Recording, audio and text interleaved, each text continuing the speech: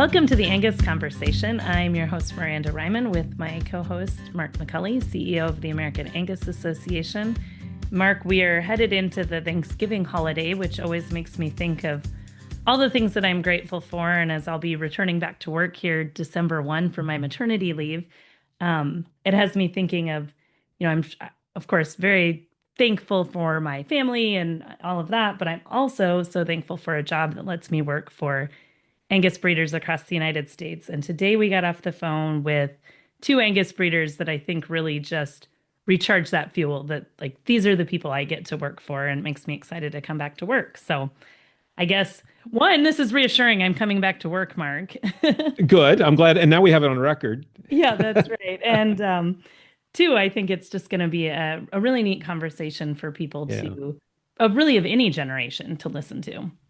Yeah. I think we have two young breeders that are clearly excited and passionate about the business and the Angus breed. And I think one of the things that in our membership survey, and I mentioned it when we were talking with Jake and Calli, but about the percentages of new folks to the association that are new into the registered Angus business and new as members. And so hearing their story about how they got plugged in and building that network and tools and the resources that they had access to, I think is I hope will hit a note with a lot of our listeners. And I think you point that out too, Miranda. It's also, to those that have been in this business for maybe a couple generations, hearing the excitement of some young folks that got started and maybe how they got started, that leg up that they got from some established breeders, some advice and counsel and mentoring that they got along the way. I think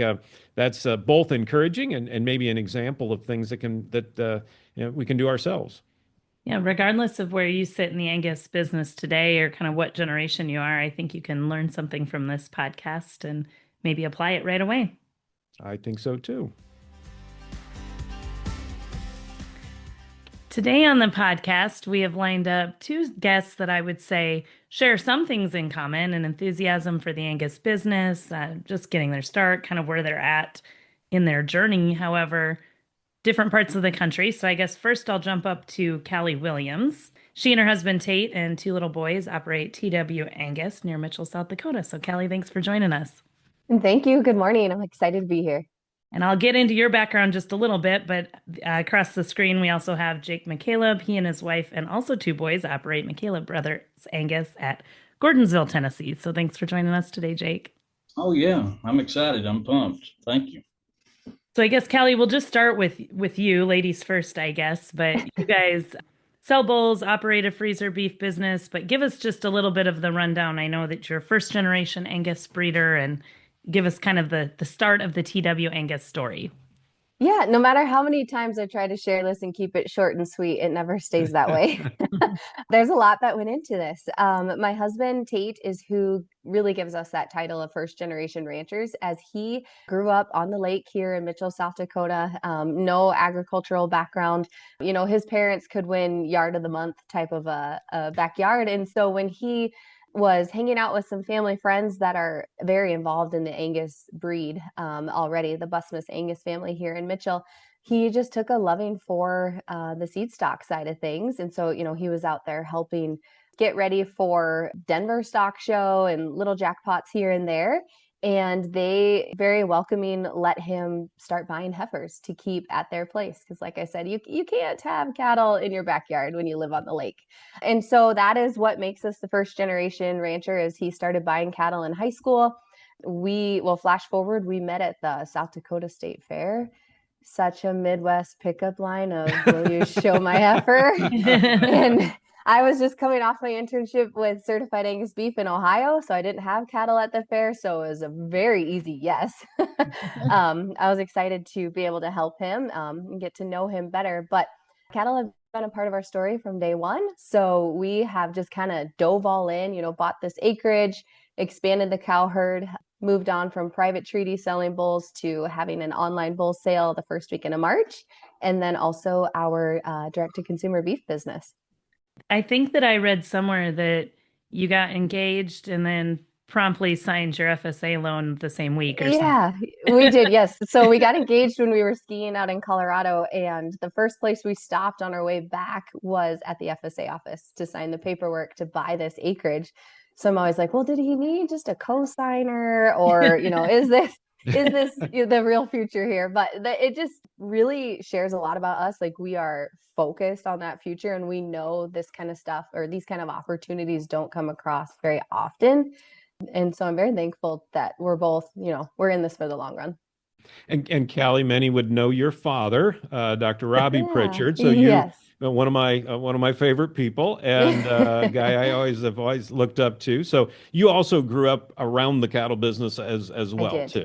Yeah. I did. Yes. So always knew cattle were going to be a part of my future. I just really hoped they would physically be a part of it. Yeah. I didn't know if that meant, being out in DC lobbying type of job or marketing for someone somewhere. In my high school senior paper, I did say I wanted to be the president of CAB, but things have changed. We'll tell Sticka his job. I know. I'm That's- like knocking on Sticka's door. No, South Dakota is definitely home, and very, very fortunate of who my dad is and being able to learn from him for so long. He bought their first cows the winter I was born. He said, the quality of cattle that my mom wanted me to show, Dad was not going to be able to afford.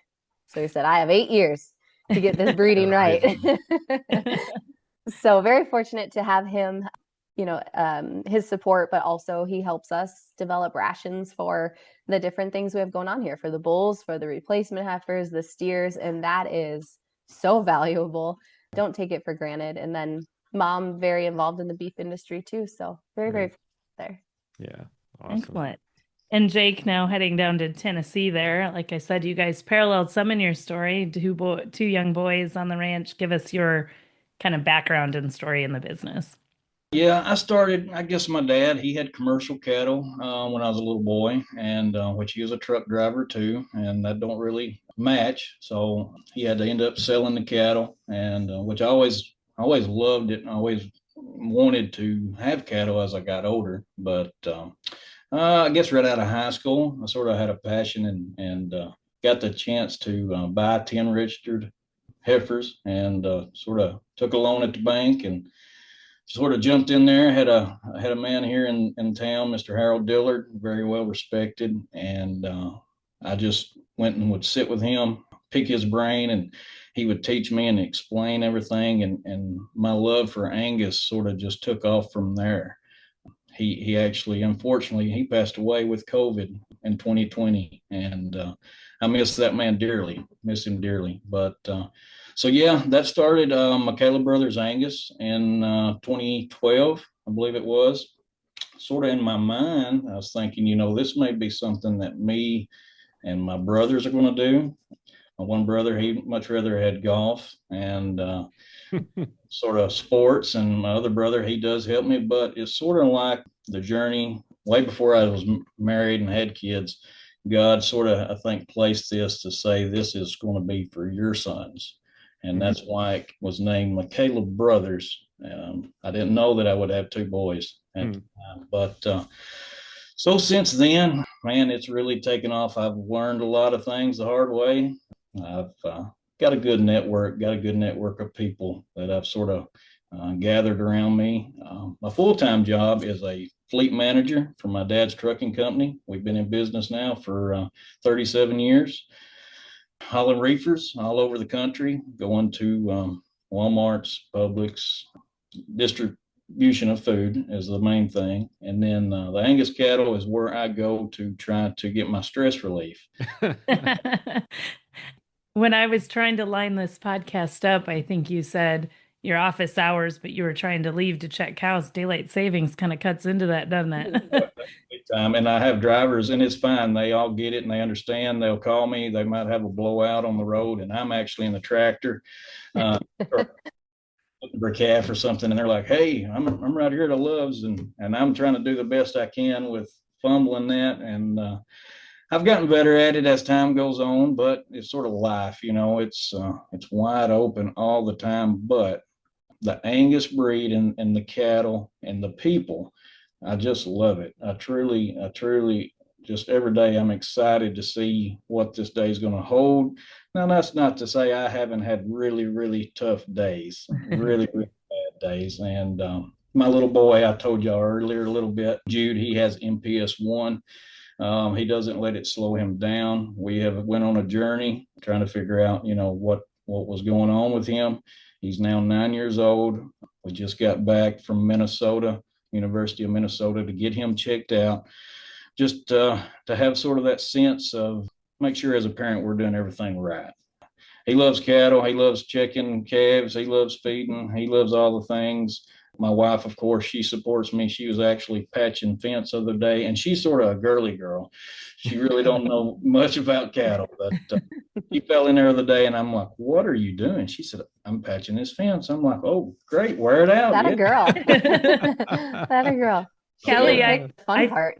I feel like you and her might be good friends. I don't know if this is a good time to mention that Calli was actually a pageant girl growing up in South Dakota, so she would be short and sweet moment there. yeah, girly girl also. So you can be both, right, Calli? Who can fix fence? Yeah, who can also fix exactly. fence? That's exactly right. Exactly. My wife's a wedding coordinator and fun. barbed wire fence, so that goes together. I got to say, my 4-year-old Jesse, he is a pistol. If he was here, this office would be burning to the ground at the moment.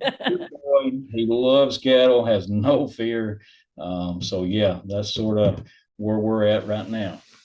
I love that. I got to meet your boys at I think I was down at the Upper Cumberland State Association or Regional Association meeting there. And yeah, there's not going to be, from what I sense, there's not going to be a lack of energy in your house for several years to come. I gave them a speech and I threatened both their lives. I was like, behave yourself while Mr. Mark McCully is speaking. And I think they did fairly well, if I remember. Oh, they did awesome. They did awesome. So I guess when I hear of the stages of life you guys are in and kind of knowing that myself, you're juggling a lot of things. Calli, I believe you've also got an off the farm job too. Is that right? Yes. So fortunately, I'm able to work remotely, so I am home. However, my employer is based in Casper, Wyoming, and very, very thankful for it though, because they are so supportive if there's something going on with the cows and I need to be outside, the quick email of, I need to go help with bulls or I got a cow calving, something like that. And salary to me cannot be replaced by the flexibility of when you have an employer who allows you to do that, because our cow herd has just seen so much growth and improvement from having someone here full time. Those jobs off the farm are something we cannot give up to keep doing this as first gen. I mean, even not first generation ranchers, but there's so much with the input costs that our off the farm jobs are important. And so I'm just very, very thankful to have found a team that lets me continue doing this and still be in ag, but also have this opportunity to continue networking with livestock producers across the Midwest for work. Absolutely. So what in all of the juggling that you guys are doing makes you still want to do the cattle part, or like what made you say like it's worth all of that? I think it really is the love of seeing how my boys get so excited over a new calf being born. Mm-hmm. I think it's because there is hard days. I think everybody that's listening to this, we can remember some of the hardest days. But as humans, we need to try to. I'm the worst at this. I've got to try to remember to look at the good days. I'm a very goal-driven person, but I think you need to take time and say, you know what, I need to enjoy the journey now, because I've got a lot of goals, and I think I'm my own worst critic, that I'm striving to get there. But sometimes I need to take a moment to breathe and just enjoy the scenery, enjoy the view. And of course, whenever you pair this mama cow with this bull and thinking, I come up with that mating in my mind and it really worked. And when you see that it really worked, oh, that's what it's all about to me. And I love that. I really love that. Mm-hmm. That's a big part of it. There's also something to say about, the wide open spaces. And for me, it's the South Dakota sunsets. That is therapy right there. I think a lot of people can also agree working cattle is marriage counseling sometimes. Oh, for sure. Gosh, I will never forget. We were not married yet. We were engaged. and Tate's uncle, who again, no background to livestock whatsoever, was here. And it was our first time trying to get cows in this portable corral we borrowed from a neighbor, and we were going to set cows up to AI. It was muddy. It was awful. There were lots of words. And I remember walking towards the house because I'm like, well, something might get said here. So I just walked away. Yeah. And that evening at supper, his uncle's like, you mean there's still a wedding? A wedding's happening? We're like, well, yeah. That's just sometimes, you learn a lot about each other when you're around livestock. You learn to adapt. And that is something so, that we saw right away when we bought this place. We had all these big ideas of, oh, the corral could go here, the working facilities here, but we knew nothing about the land itself. Yeah. So the place that we were going to put that corral, is now the swampiest place we have. Yeah. That's not going to work. So we still have a lot of portable things around here. But then, what you said, Jake, of having your boys love it. And our boys are 7 and 4. Yeah. They have very different things they enjoy about the ranch. Right. The youngest is kind of my herd boss, actually. If I say we're going to water cows or do this and that, he does not let me forget. Right. Yeah. Right. Yeah. This one is going to stop in and visit. He knows I'm talking about the herd boss, but it is just, to me, so much that they get to learn. Mm-hmm. And so he's letting me know that the grain truck just pulled in. That's right. Right on cue, man. Yeah, right on cue. What you were saying, Calli. So one of the first times Lauren ever helped me, I was trying to get a bunch of calves in the barn and separate them. I had a cow that got by me, and I was hollering to Lauren, "Shut the gate." Well, she was determined. The gate didn't swing very well, but she was determined, and she was trying, and the cow busted through, and it knocked Lauren back. And I remember she fell in the mud, and I thought, oh, God, this is going to be the end of it. I'm done. You'll never help me again. And she got up and was worried that I was mad. And she's like, I didn't mean to. I'm so sorry. I said, no, are you okay? It's fine. It's okay. We'll get her back. It's all right. So, yeah, a lot of stories like that. Yeah. Well, and I do think you juggle it all, and it's worth it because of the people, too. Yes. There is an old cowboy that we just lost this last year that he is someone that I really looked up to and respected, Hugh Ingalls, Centennial Angus, and his mannerisms of both towards life, towards being a Christian and towards his cattle were all things that I respected. And there was nothing more that I wanted to be like than Hugh. And I remember in those early years of trying to figure things out here on the ranch, I'd be like, what would Hugh say? What would Hugh do? And Tate and I use a lot of quotes from Hugh often because he was just so humble and calm. I mean, the things he made it through, we have his book now, and it's a memoir, and it's some stories I never heard from the man, and I wish he would have told me because I bet there was even more to it. But there's just a lot to learn from the people within the industry, and they are always willing to support us. And I think that makes it so worth it. I agree. I wanted to say, because I was thinking about like what you just said, the majority of Angus breeders want to see you do well.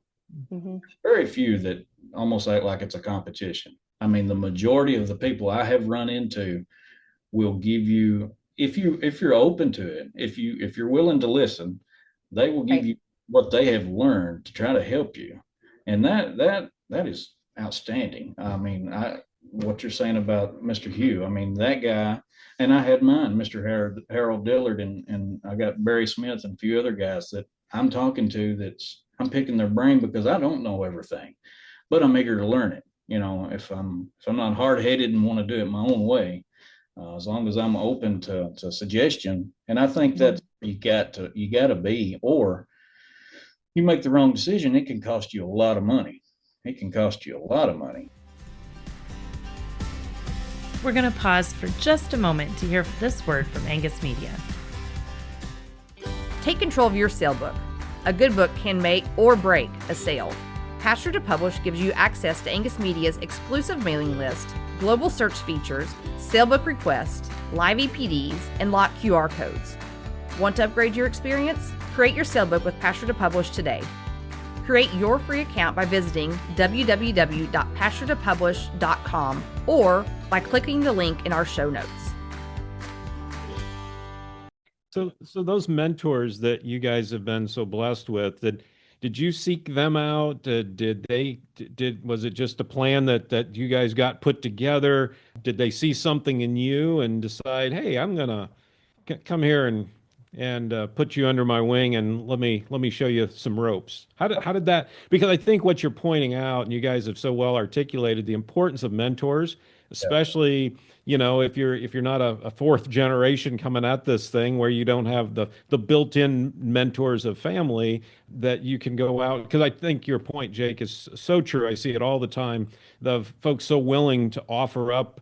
You don't see this in other businesses. You don't go to a competing business and say, tell me all the things you're doing right and all the things you're doing wrong, and they'll sit down there and tell you everything. Right. We see this in the Angus community. So Miranda knows I'm a terrible question asker. That's not true. I was going to say, so back to the question, Mark. Back to the question. On those mentors. You guys were just saying so many good things. I had so much to say about that. Did they find you or did you find them? At first, I had to go through I was eager, so I started searching, and I went through a few people, and I'll give you I asked a guy one time about what's this mean on EPDs, and he said, I don't know. And in my mind, I was like, you should know that. So, no disrespect to him, I wanted to go to somebody that knew that. And as I sort of searched, I would say it was up to me to get out and start the journey. And whenever I come across Mr. Harold and he's seen that I was eager, he would give me all the time in the world, and he explained things. And I'll say this, he started what we have here as the Upper Cumberland Angus. He was a founding father. And I made it a goal in my life. One day, I want to be as good as Mr. Harold, and I want to sell there. And today, I am the current vice president there. And I hold it very dear in my heart, and I want to see it go for many generations, because that is a consignment sale is hard nowadays. Mm-hmm. And we got a really, really good group of breeders here. And but it's sort of a goal-driven thing that I know Mr. Harold would be super proud of me, just because of the time we spent together and me asking all kinds of crazy questions, and he would just laugh and take his time and say, well, this is what it is. So I think a younger person, I think Calli would agree with this. If they're eager and hungry, they need to seek out. There's tons of resources. Absolutely. Mm-hmm. I mean, there's so many, and find that person. And if maybe they're not the person, maybe after a few phone calls or a few meetings, you're like, I don't know if this is the right person for me. But I promise you, there's going to be 2 or 3 somewhere else that you're going to be like, oh man, that really clicks. I mean, this person is it. And then it just grows from there. And then guess what? The next generation, the younger person, they're going to start asking you questions. It's great. It's amazing. It is, for sure. I have a picture that I can see from where I'm sitting right now, and it's from the South Dakota State Fair. And I'm very fortunate that a lot of my mentors are people that my dad knew well, but that didn't mean they had to lend a hand when it came to helping me and then later helping my husband and I. But this photo is Hugh Ingalls, Steve Goodfellow, and Jim Krantz, and also Jim Haig. So there's all of us in this photo, and they are mentors that they would be at the Angus show at the state fair, sitting in that front row. And it was so fun. I would turn as red as a cherry pie, because when I would walk by, Mr. Goodfellow, Steve Goodfellow would say all these compliments about this heifer, loud enough for the judge to hear, just having a ball, like he was having fun. And then when anybody else would walk by, they would have these comments like, oh, did you see this and that on that heifer? And just giving their own reasons, but having so much fun. They thought they were so sly and hilarious, and they were just living out their college livestock judging days, with their buds at the annual fair reunion type of deal. But they, at the fair, when the show's all over and you're back at your stalls, my stall didn't have people my age at it. It was these guys, and I didn't have a single chair left because they would all just hang out at the stall. And as, a 14, 15-year-old, didn't really think a lot of it. Looking back now, I'm like, wow, I had a lot of not only, well-respected Angus breeders just hanging out with us, but that were there for support. And so, you jump forward a few years and we're getting, a heifer as a wedding present, or a heifer to start the kids' cow herds themselves. So that support just kind of evolved as I got older. I think they saw that fire and they saw that spark that I was going to stay in ag, and they continued to let that grow. But then for Tate's side of things, as that true first gen, he had one friend that led him into the cattle business and gave him that opportunity. And then he kind of sought out the rest from there. He is a full-time mason. And in the winter, it gets a little slower, which fortunately for ranchers around here, that's when they're calving. And so he was able to go work on a ranch and learn, all these different things that he could be doing from this ranch to that ranch. And so he took all of that back to our place. And I think about it all the time, where I'm like, I had one awesome teacher of my dad and my mom, but he went to multiple ranches. Like, he got to decide what he liked or maybe didn't like, and then utilize it in our own cow herd. And you would never know he's first gen. He can out cowboy me on quite a few things, and I respect that a lot. And it's all because the Angus breeders gave this young guy from living on the lake in town a chance. And, he showed up every day and loved it. But that just goes to show how welcoming the Angus breed is, and how once you prove you have some skin in the game and you're not just here for fun, that they will help you, and they want to see you succeed. Also, BLI on 2024, I got to go. I can remember sitting here opening the email. It was like a Christmas morning. I about fainted. I'm like, oh my gosh, I'm so excited. And I tell this story now because everybody that's been on BLI will tell you how you made such good friends on that trip.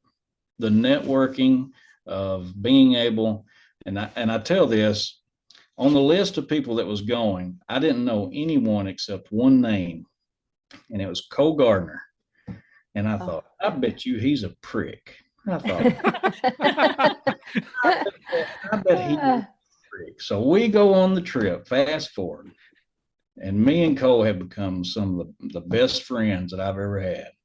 Me and him talk almost daily, and just and other people. There's Ruben Mendoza, Calli Carson. There's a bunch that if I wouldn't have had that trip in my life, it changed my life. It really did. Getting to see leaving a small town in Tennessee and getting to go to the Tyson plant, getting to come to American Angus, and just seeing all the things, but also meeting these people, and now we're lifelong friends, and I can call them and say, hey, this is what I'm thinking. What do you think? And they're like, oh, that's great. Try it. Do what you want. I mean, so if there's young people that's first generation listening to this, your number one goal should be to apply for BLI. I promise you that will change your life. If there's anything that you've ever done, that is what you should do. It is great. It's one of the greatest things I've ever done, ever. Well, that is feedback. We're going to get back to Caitlin for sure. They do a lot of Beef time. Leaders Institute. If for those that are more interested in learning more, you can go on the website that's supported through the foundation and Certified Angus Beef. And it's it's been, I think. And Jake, did I remember a story that you or maybe your family had already booked a vacation? Was there some conflict that you guys had that you got out of, or? Our family had booked a big house down in Florida, and everybody's pumped. We're going to Florida. Boom, I get this email, and I'm like, oh God, oh my God. It's the same week. And my wife, I can remember, at first she's like, what? And I said, listen, I've got to do this. And as it smoothed over very, very well. I got a lot of FaceTimes of kids jumping in pools and jumping in the ocean, but she will tell you that when I come home from that, and we come home at the same time, it was great. It was just, and then getting to do this with you guys, I literally right now I'm on cloud nine. It's just exciting. I'm excited about the business. You guys have such a passion for the business, and I'm sure there's a lot of folks that are listening that are maybe where you were, as you were just getting started. So as you were just getting started, I know as I talk to young people, probably one of the hurdles that just seems like it's impossible to overcome is how do you get the land? How do you get that first step? How do Yeah. you get even that cow herd started? So what were some of the keys as you guys that look at getting as you got started, or some of the things that you'd have done differently now looking back? Yeah. For me, I think it's clarity of mind of what you want to go to, what's your overall goal. My brothers made fun of me, which they're brothers. I had a vision board. I know that sounds very whatever, but I did. And on that board there is simple things like a new head chute, a certain type of cow. So I had a vision board when I got started. Here in Middle Tennessee, the cow man is we're competing with row croppers. But for a younger guy that maybe he doesn't have, maybe his grandfather didn't have a farm, I would say you've got to go out and find you a place and rent. And you got to go and make sure that you're being respectful of the land, take care of it, improve it, go that route. That's going to be your cheapest way to get started. FSA office here in our county is great. There's a lot of good people there that will work with you, but you need to have a plan. You need to have a goal. And if you don't know what that is, there it goes back to the networking of people to go and talk to them and say, hey, I want to try this. And maybe their opinion will help you. That's what I had to do. My dad, we did have a small 100-acre farm that I grew up on, so I was blessed in that sense. My cousins, old dairy farm, they rent me their place as well. And then I have a few others. So I've tried to grow slowly, and I still want to keep going. It's just you sometimes don't bite more than you can chew, you know. Yeah. But for a younger guy getting started, I think and I'll tell this, Mr. Harold, I picked out some great cattle he had, and I didn't have the money. And he said, son, I'll tell you what you do. You pay me as you can. And once a month or so, I would take him some money.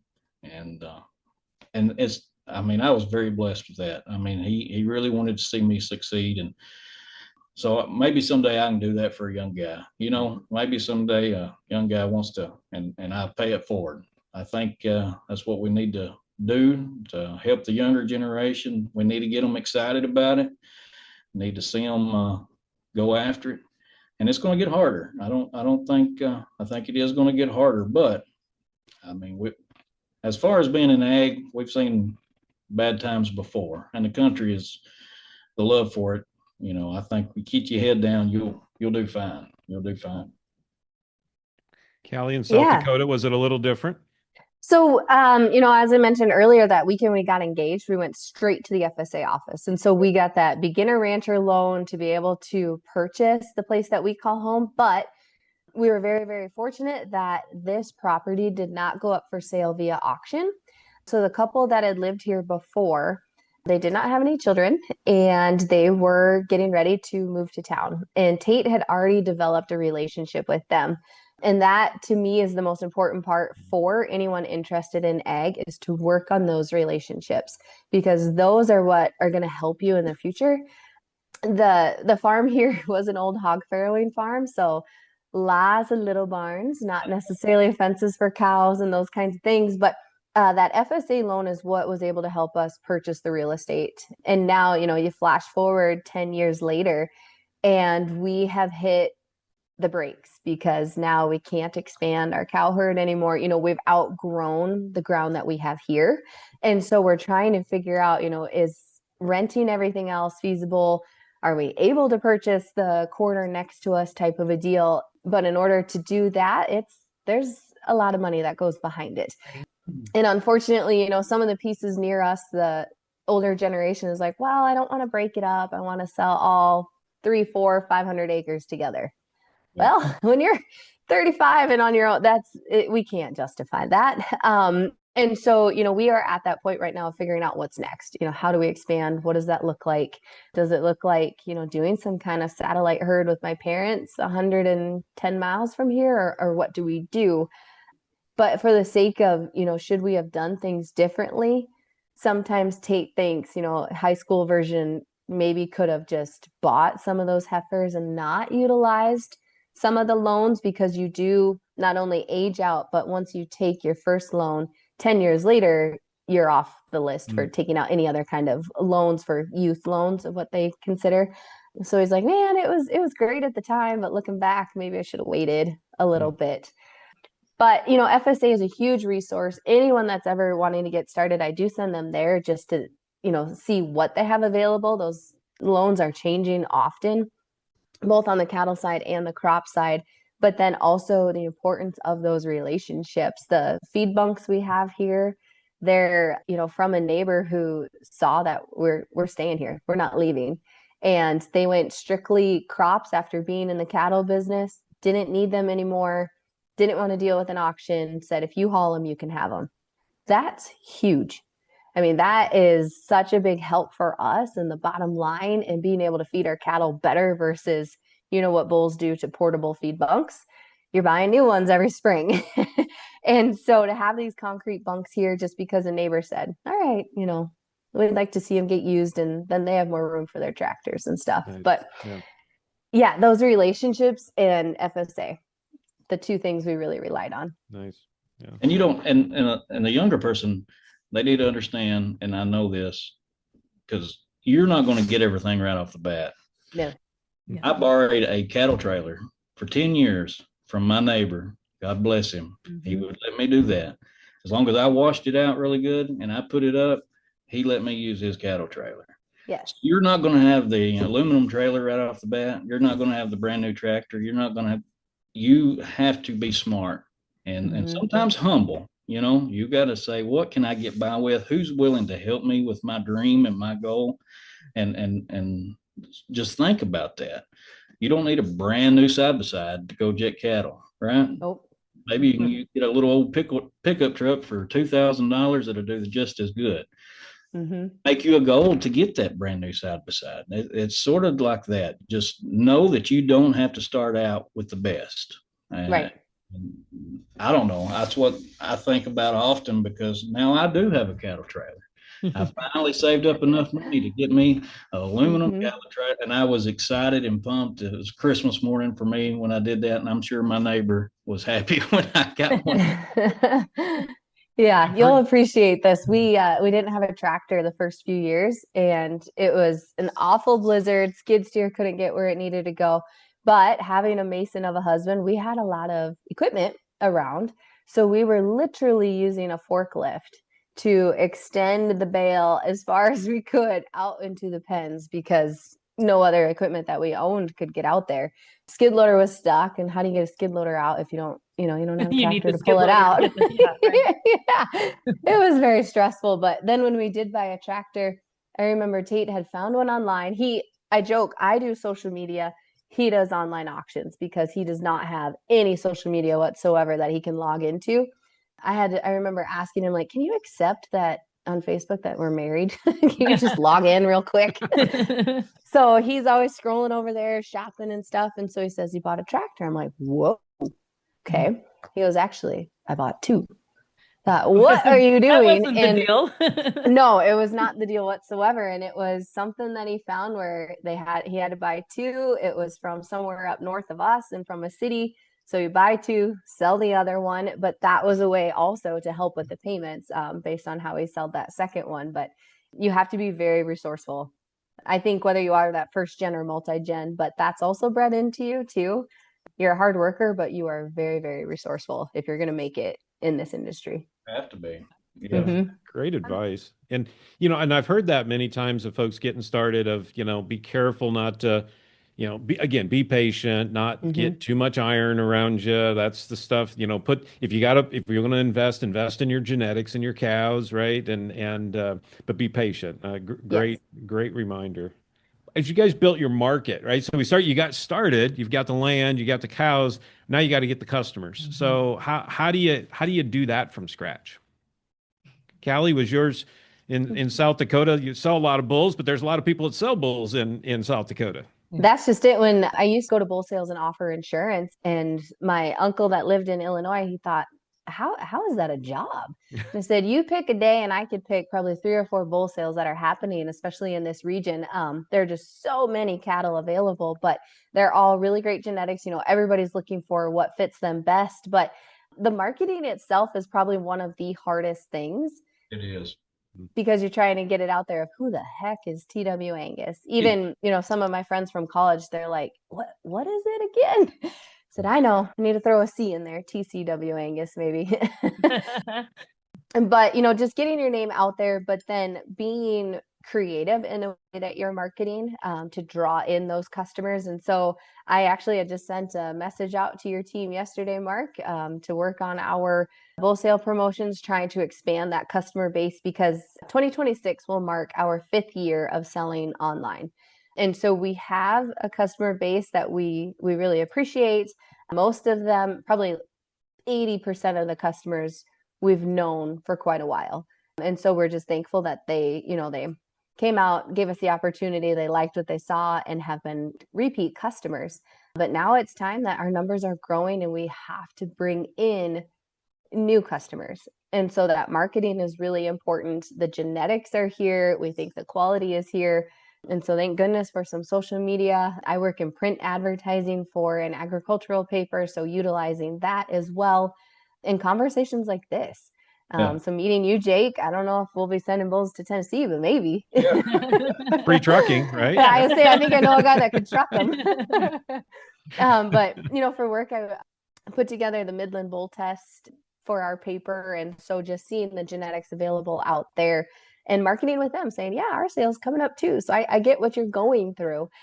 And it is definitely a hurdle that we have to come over, but the resources available from the American Angus Association are something I am excited to utilize this year to expand on that now that we have the numbers to grow our customer base.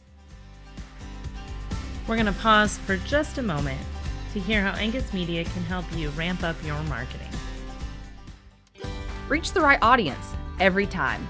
With Angus Media's Pasture to Publish online sellbook portal, you can use a customized mailing list to put your genetics in front of targeted customers. We'll give you real-time analytics to ensure your marketing plan is driving people to your offering. It's a program designed with you in mind. Call 816-383-5200 today to get started. First thing I'd say is you need to get off the couch and you need to go visit some people. Middle Tennessee, where I'm at, I'm blessed that there is tons of great Angus breeders here. So I just got in the truck, started going to these sales. I didn't know anything about anything. I just wanted to go and be there and rub shoulders with guys and started doing that. Learning that this guy likes this type of bull, and this guy likes this type of bull. That's one thing about the Angus breed that's also great is there's different types. Started learning that. Nobody ever told me that. I had to learn that. So then I would say find you probably 3 to 5 breeders and make sure they're nice, and most of them are, but start picking their brain, what worked for them. And that's what I did. I started going to these guys and talking to them. So then that influenced my breeding. And then you got to like what you're breeding. I mean, it needs to look good. And once you do that, I don't care what anybody else says, that's the product you sell. That might not match this guy, that might not match this guy, but that's the product and you need to stand behind it.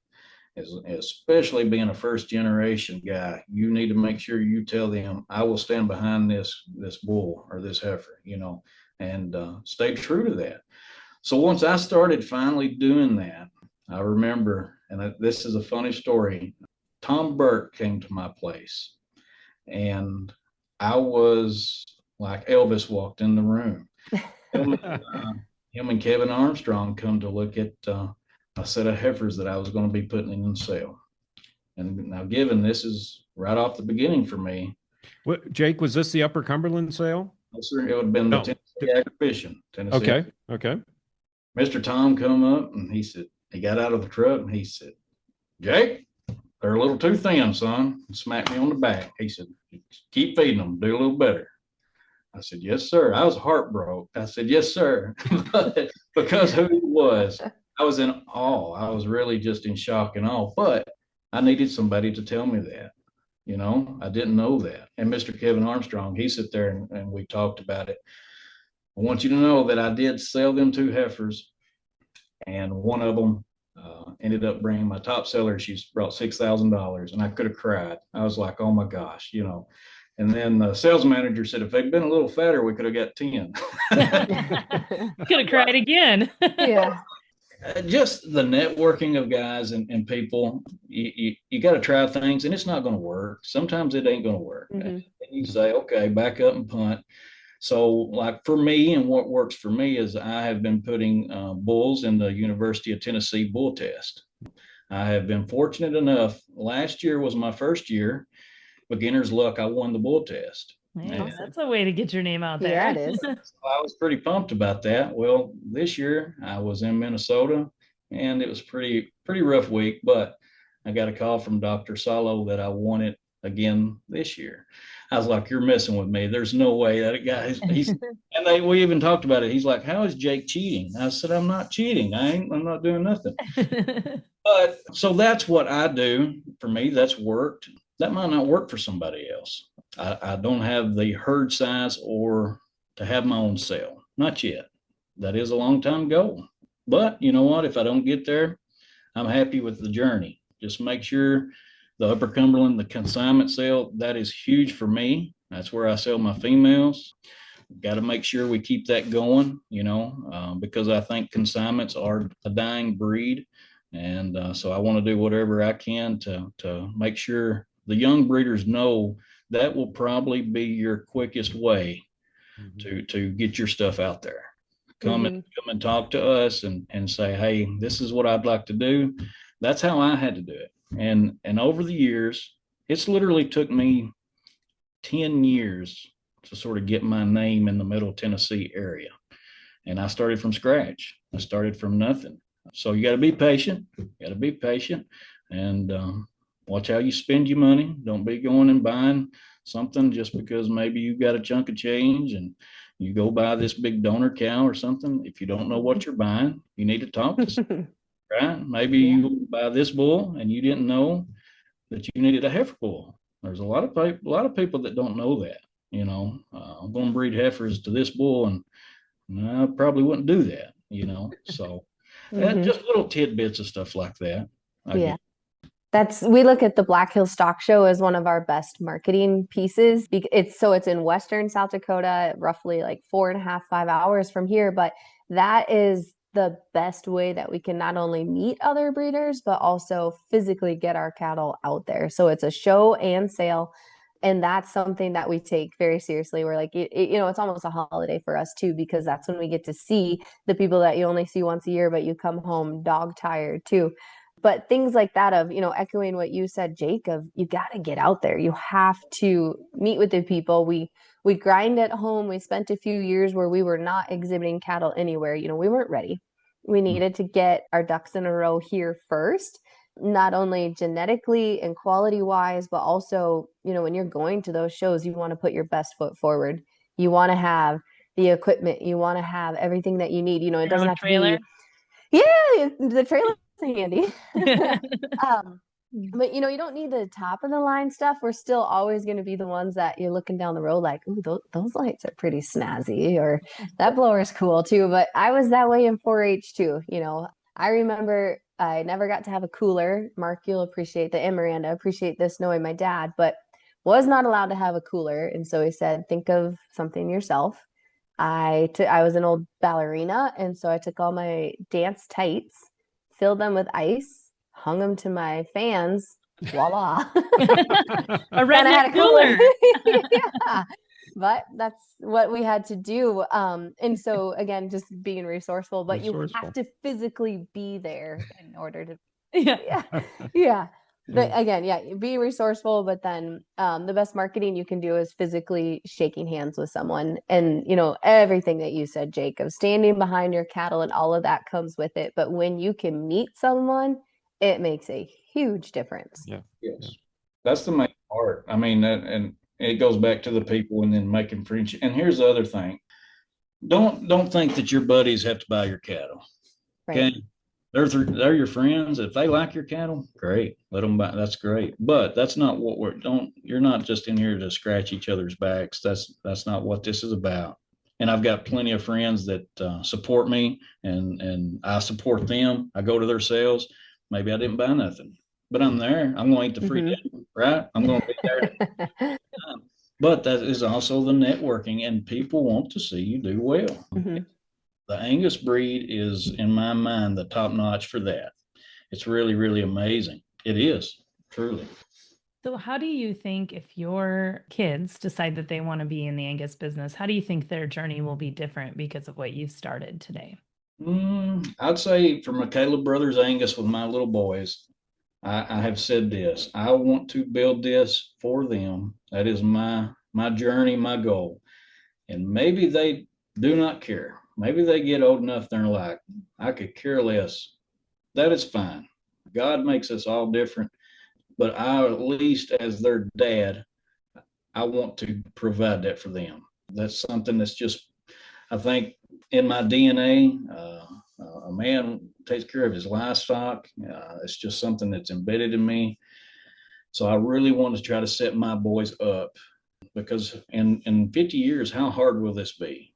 We don't know. It's Middle Tennessee, Nashville is growing so fast. I mean, it really, really is. And there's little farms that's getting bought up like crazy. And the cattleman around this area, he's getting up in age. So I truly want to try to grow this for my boys. Now, Jude may he may want to do something with sports, and that may be fine. He may be a sports writer. I don't know. He's pretty good at fantasy football. He's 9 years old and he kills me. I mean, he beats me and my brothers. He's great. Now Jesse, like my 4-year-old, he is a pistol. He wants to be on the farm. He loves cattle, and I can just sort of see myself in him, the way I was. But if both boys wanted to do something with this, I hope that I can grow our brand, that one day, hey, I can step aside and let them do it. And that's sort of my goal. That's my dream. I hope I get it right.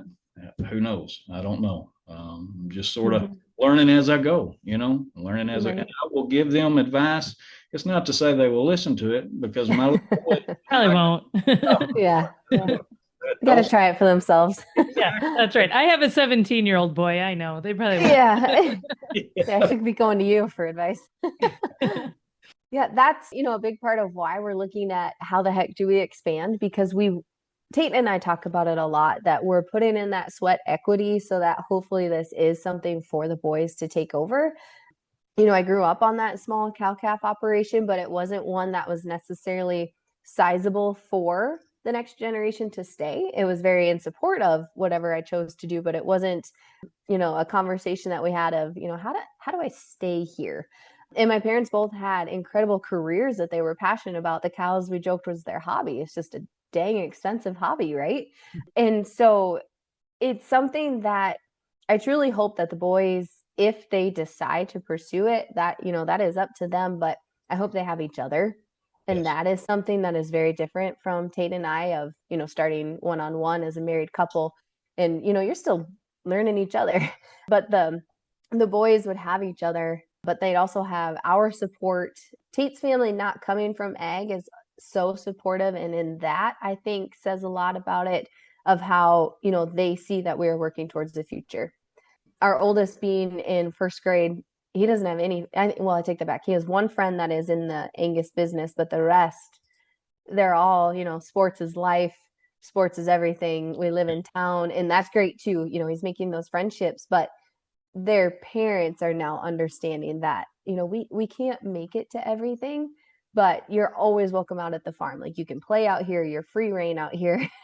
I always think kids grow in that fresh air, but for the sake of what it's going to look like for them, I don't know, for that next generation. I just hope that we can build it up enough that hopefully it's maybe not as financially stressful for them, and that it's sizable enough that, they're going to have skin in the game.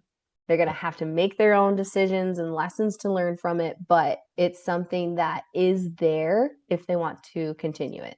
Right. I had one guy, or I got one friend I graduated high school with. It was me and him. We're the only two people that have cattle. In my graduating class, it was, I don't remember, 90 or 100 or something like that. But That's me, big. yeah. But it's just me and him that I know of are the only two guys that have cattle. So I mean, that bothers me. I mean, because it's sort of like, what can I do to get younger people to be excited about it? And anybody that knows me knows I like to talk about cattle. I mean, at Thanksgiving dinner, I will be talking to people about cattle that could care less, but I'm going to do it. That's just You can't. It's natural. That's what they're going to get. exactly like, forget the turkey, So I think the Angus breed does a great job at helping get young people's the information that they need. But it's something to think about. It really is, because what if you got to feed more people? As this thing is going along, we're losing land, but we're having to feed more people, and that's something to think about. And younger people that's thinking about it, it's a responsibility, but it's also a journey. And it's a great style of life. It really is. I wouldn't change it for amount of money. I wouldn't change it. Mm-hmm. For you guys, one of the things, and people are going to get tired of me talking about this, but it was just such a revelation in our membership survey that we did, and then went later digging into our membership data. The percentage, we have a really large percentage of our membership, like 30% of our members have been in the association 5 years or less. So wow. What were for those folks, as you think about someone that's brand new into the association, what's one or two pieces of advice you would have of learning the American Angus Association programs and services, and or what's the advice you have for us as the association of how we do a better job of providing those in a more meaningful or a clearer pathway? You mentioned BLI, Jake, earlier, so I'm going to take that one off because that one I would totally agree, as young folks wanting to get plugged in. That's a great opportunity. I would say for me to utilize, like my area, Alex Tolbert. Yeah, bring his phone off the hook. I mean, he is a great dude. He will take his time to talk to you and discuss with you. He has helped me in so many ways and become a friend. That's enough on Alex. His head will get yeah. But it's true. Those regional managers across the United States, everybody has their Alex in their region. Absolutely. Mm-hmm. And I'm glad you say that. That is huge. And then it is utilizing maybe the old farmer, the old Angus guy. You can look up and find all these different sales, and I promise you that they will take time out of their day to discuss things with you. If you don't know what cavities mean, maybe you don't even know what EPDs are, and you're wanting to hurry up. Your local Master Beef BQA, you need to do that first. You definitely need to get that knocked out. You're going to learn a whole lot right there, and then it's sort of like a light bulb goes off, and that's how I couldn't learn quick enough. And sometimes I still don't know it all. I don't even know part of it, but I get so excited about learning something new in the Angus breed. As far as, and I got a buddy, Adam Jordan and Brian McLaren. I call them, they're sort of my inner circle. And I'm like, help me with the Angus website. And I blow y'all up because I'm not the best at computers and stuff. As far my brother, I had to come in here to get my speakers working for this thing. But there's plenty of people around you that will help you. For sure. Just call them and say, hey, I don't know. Here's one thing. How do you name a cow? You know about the cow family. Do you know that we don't? Yeah. You can call her the big blue bonnet if you want to. I would go about it so different than my husband. So that's an open-ended question there. That is actually like a whole podcast in itself, I think. Yeah. You made my hands sweat a little bit with that question. So I'm like, ooh. But like, I didn't know a long time ago, I didn't know that the cow families. I had no idea. So as I started learning that, you can name her the big blue bonnet if that's what you want to. It's sort of like this unspoken thing that you should her after her mother. Or how your tagging system, all that stuff. Yeah. Right. Yeah. It's sort of unspokens that that nobody ever told me, and you start figuring it out, Right. But you ask people. Right. Yeah, the regional managers are a huge resource. And they've always, in our area, we've been pretty fortunate that they're just, and I'm sure it's, across the whole country, I just haven't met them all, but in our area, they are awesome people. People that I've known, fortunately, but also just people that you're not even intimidated to pick up the phone and call them. Like, they have a huge responsibility with their job, but they are the most people-focused gentlemen that I've had the opportunity to visit with. I always enjoyed seeing them at bull sales. But when it comes to knowing more about the Angus breed, growing up, I showed multiple breeds of cattle. And the only one that I usually as a kid didn't screw up with registration papers was the Angus Association, because everything was pretty straightforward. The website was great. And if I had a question and I would call in, you're not waiting to get to someone, and you were always visiting with the same person on the same registration paper. And that was huge. Yeah. And so for someone getting started, they might not realize that, but as coming from someone who has been, within 3 different breed associations, I am very, very positive that I will strictly stay Angus. The boys have Simmental, thanks to my dad starting them there, but the Angus Association is so helpful if you have any kind of question, like you said, with naming your cows or what you're doing online with the recent website revamp, all of that stuff. And then also, just for me, when you go out to those bull sales, you're learning a lot more because of, some of the data that people print versus what others don't print. But those bull sale catalogs are almost like a Bible each year for those producers.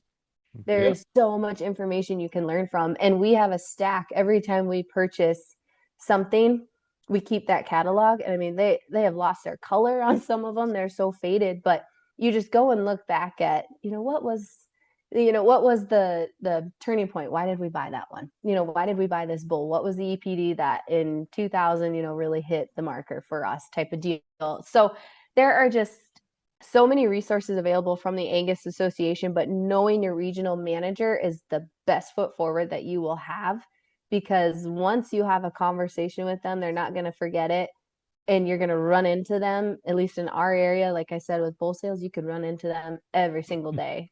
Yeah. But they keep those relationships going.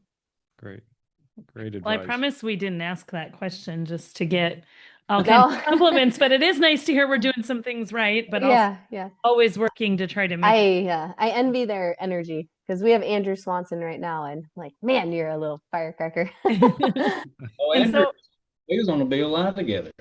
Okay. He had just started that. World. Man, he is. Mm-hmm. Well, I must say that we don't always have an outline, but we had a whole list of questions, a whole page of questions. And I think we got to not very many of them because the conversation was just so fun. I don't know if I looked at my paper once, but I know that we promised you guys an hour and we are right up on that. So before I ask my random question of the week, which is how we always end the podcast, is there anything that we haven't covered? Or Mark, if I give you a chance to ask one more, it might turn into another 10 minutes. I know. I'll be careful. Yeah. We'll just have to have them back. How about that? That's right. If anything that we haven't covered that you wanted me to address, otherwise I'm going to jump into the random question. Get in the nitty gritty on a second episode. Yeah. Okay. So random question of the week, because you guys are working alongside your kids often. I want to know one hack that you have for making that work, for working with young kids alongside cattle work. Oh, wow. Not that long ago, I did a story, or a couple of years ago, with 2 moms that had raised their kids in the cattle business. One who was on the end of it, her kids were grown, and another one who was kind of just starting with young kids. And I thought a lot of those hacks I could use, not even working cattle, just parenting. So it's kind of a little selfish question here too, but I've always felt very, safety mom when we're outside, just because that mix of ranching and masonry. Like right now I have a forklift driving around. That's why I keep looking out the back window. But because we're working on I'm finally going to have an office, but we're working on a little addition here. The forklift. No, I'm just waiting to see if my youngest is in the bucket or not. He's not yet. But lots of safety rules. And so the boys know, whether it is a piece of equipment, a truck, like that grain truck that was here during our conversation earlier, that if a vehicle of any type is running, they are on our deck.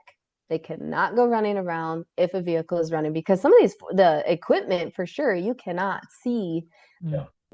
a small person running around.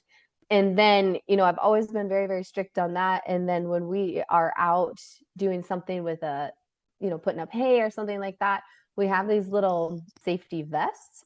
And it just gives me a little peace of mind, Tate peace of mind, because he can find them, in that high vis yellow. Is it over the top? Maybe, but you're not over the top when it comes to safety of your kiddos. And they feel so cool wearing those vests. It's like they're officially part of the crew. Yeah. They're the foreman. Yeah, and so there were those things in place. And then we're coming up on, it'd be 2 years now that Tate had an accident with our baler during the season of putting up cornstalk bales. And so that just reiterated the importance of having those rules in place.